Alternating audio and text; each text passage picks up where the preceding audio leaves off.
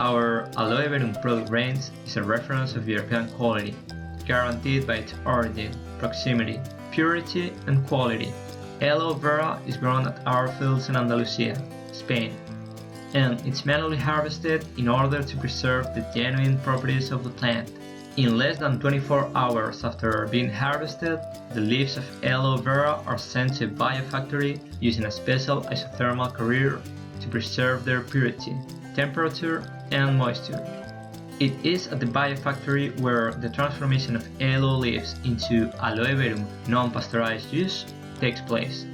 This is done by means of a unique manufacturing process and low temperature stabilization to guarantee the natural properties and purity of the plant.